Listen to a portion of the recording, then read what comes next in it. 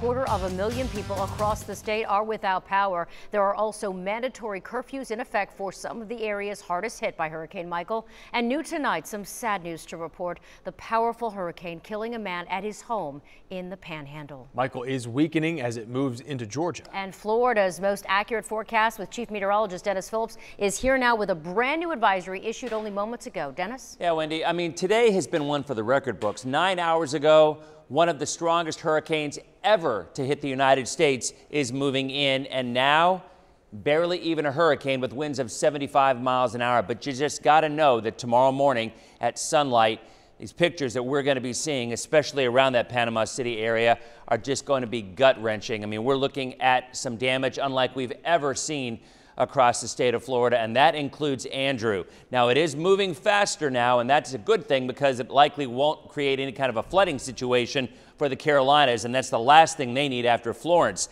Still, a hurricane in central Georgia right now, and this was a Category 3 hurricane. The last time that happened in Georgia was 1898. The track takes it offshore from around Norfolk through the Delmarva in about 24 to 36 hours. So there it is as it moved inland. Again, winds of 155 miles an hour, the third most powerful hurricane ever to hit the United States, stronger than Andrew, stronger than Hugo, stronger than Charlie and Katrina. Now there's a live look at Titan Doppler radar, and those bands extend into our area. We've had a waterspout reported tonight. We had a tornado warning this afternoon, and there's still breezy conditions with more rain out there, and we'll talk more about that coming up in just a couple of minutes. Wendy?